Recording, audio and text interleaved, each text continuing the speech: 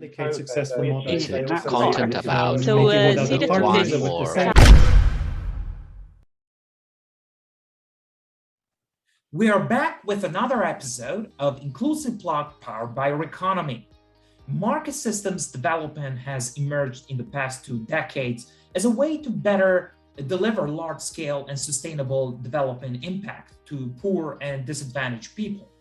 It provides a framework to understand the institutional underlying causes of negative development outcomes and a method of intervening in market systems to achieve poverty reduction sustainably.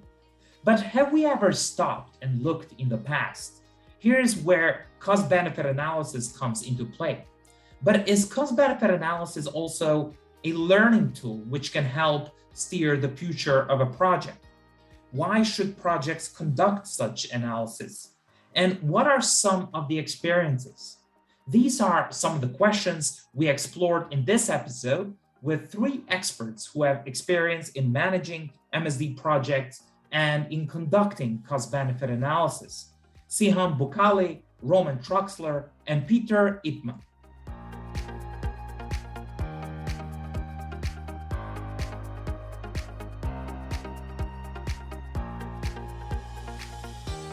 With me is Siham Bukhali, who is managing the SDC mandate for economic and financial analysis at Helvetas.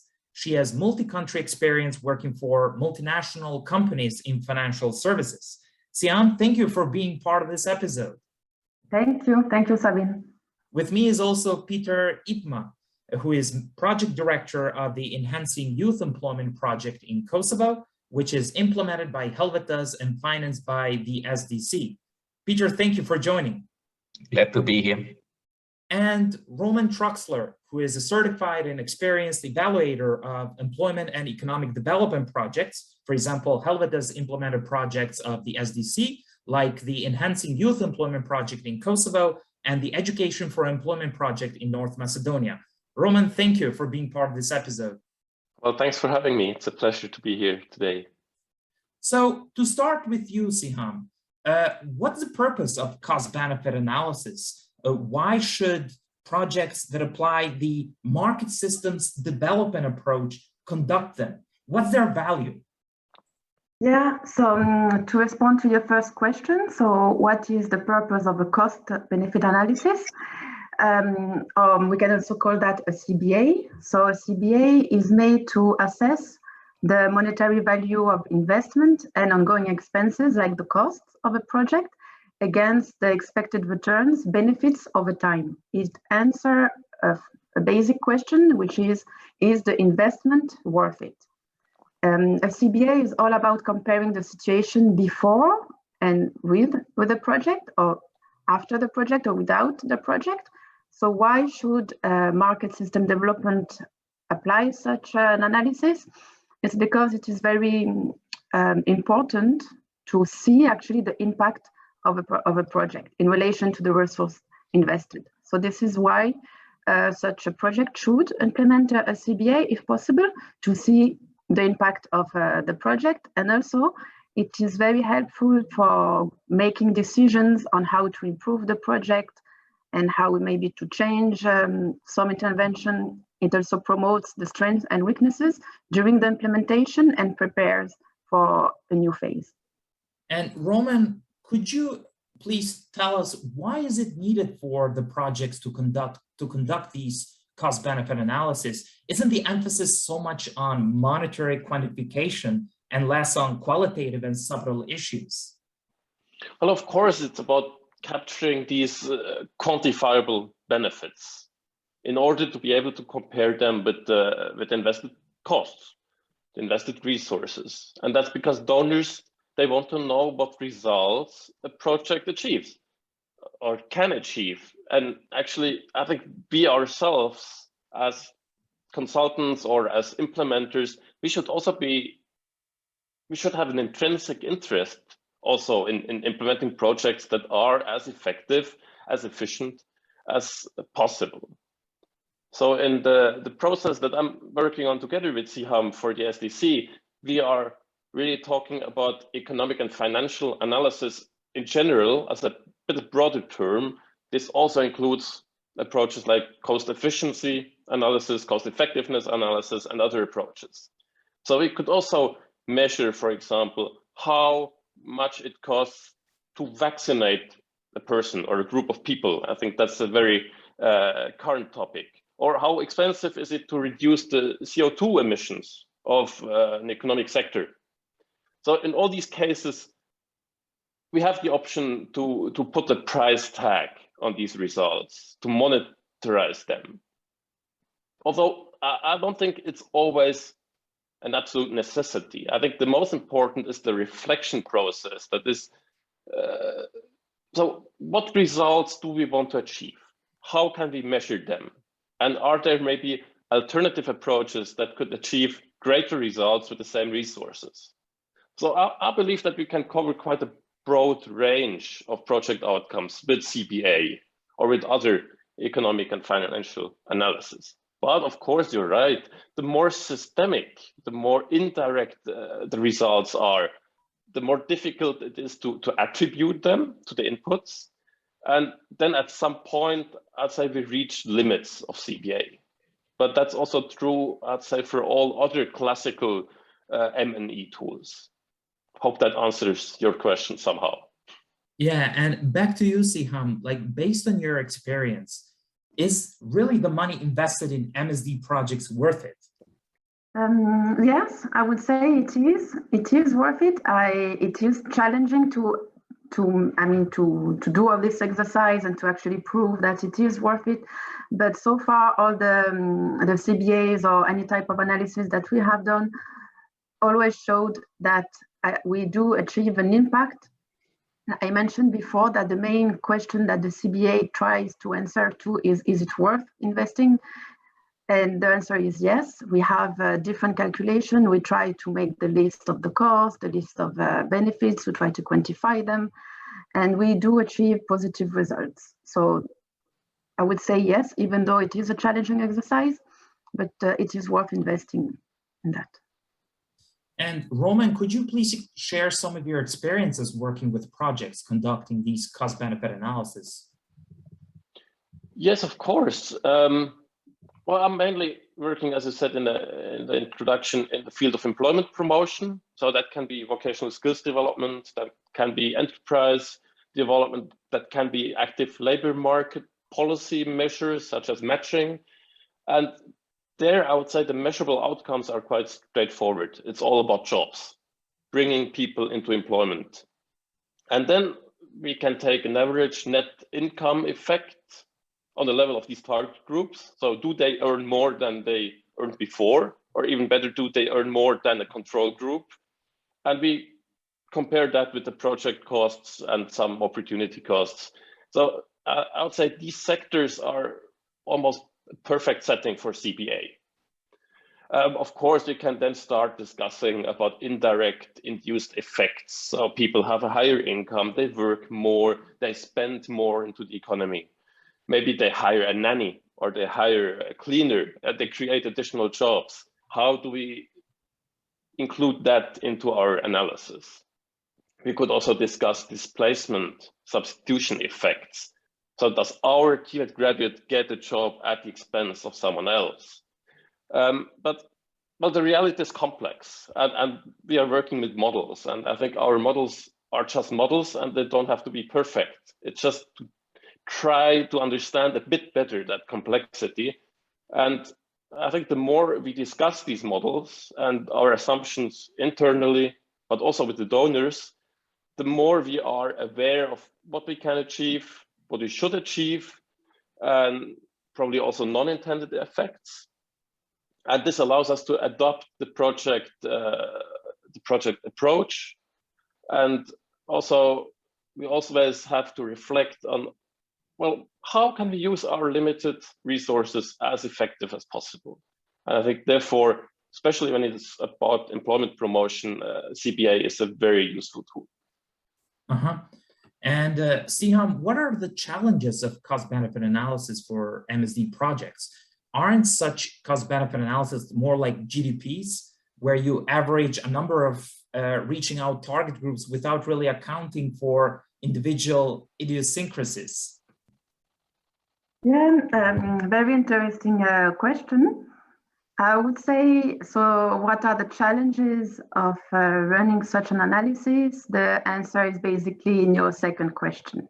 Isn't it more like when you calculate GDPs? So it is a challenging exercise, like Roman mentioned before, especially for MSD project, where we have a lot of indirect beneficiaries, where we have systemic changes. However, we have seen that it's still to some extent possible to make this kind of evaluation, to try to count for benefits that we think maybe are not really quantifiable. But the main challenge from my experience is the data collection. Given the regions where we work, data collection can be quite challenging, the accuracy of data collected as well. And this is why it is very important to work with the project implementers on the ground, who knows the reality of the numbers, of what we collect, if it makes sense. So this is the main challenge, is really the set of data that we collect on the ground. That's the first challenge I will see. And then, I mean, when you do a CBA, I mentioned at the beginning, it's about comparing the situation with and without the project. And when you do a CBA, you have to analyze the situation with the project, but also the second scenario without the project. And then you compare both alternatives. And based on that, you are able to assess what is the value added by the project. And you will only do the rest of the analysis on the added value of the project, meaning that you only look at the cost and benefit, that you can be sure that they are made by the project. This is a bit challenging, but this is how we make sure that the CBA that we do is more accurate and closer to the reality. So a cost and benefit analysis is not like a science. We cannot say that it is 100% right. It is a tool that we use to show trends and also to raise important questions that must be addressed in terms of how to improve the project and what should we do, should we change. And I believe that such a tool is very effective for better project implementation and continuation of projects. And Peter, how did you use a cost-benefit analysis? What did you use it for, or how did it help? I think it helps retrospectively, not ex ante, so ex post evaluation, especially with MSD projects. As it has been said, so I think it is useful for donors, for instance, to decide in which type of project to invest. It has been mentioned a few times, in the situation of systemic change and indirect benefits, CBA becomes much more difficult. And the purpose of MSD projects is to generate systemic change. So one of the difficulties to use it ex ante is if you go into an intervention area or a partnership, it is based on the best information you have at that moment. But the size of the change direct change you're going to achieve is usually not known. And the nature and where that indirect or systemic change is going to happen is completely not known. So you have too little information in the beginning, according to my opinion, to have a good CBA. Once you have followed the changes you have created into the market area, you can do attribution of those changes to the project, and then you can do CBA.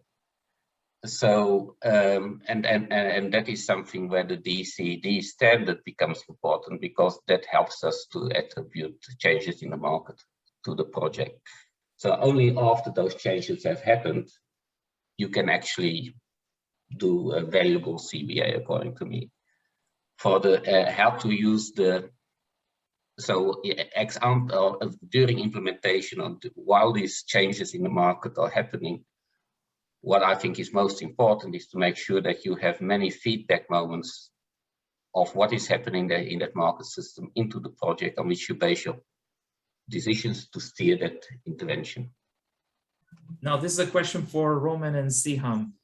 Could you please tell us when is the right moment for cost-benefit analysis? Is it something we should do for, let's say, 3-year project phase or more long-term perspective? Yes, and thanks a lot. And when you ask about the right moment, I would also like to react to what Peter just said. I think there's not just the one moment for CBA. And as you said, Peter, it's a learning, or should support a learning process. And I would see CBA, cost-benefit analysis, really as a continuous process embedded in the existing monitoring system of a project. So when you start a project, you develop a log frame, you already have a lot of assumptions. How many beneficiaries do you aim to reach, or what effects do you aim to achieve? How much do you spend? You have your project budget, how much partners might spend. And already that gives a very rough indication of costs and benefits. And then I think during implementation, especially when you pilot and when you test out different approaches, you will find out, or you should find out, which approaches are probably more effective, more cost effective than others.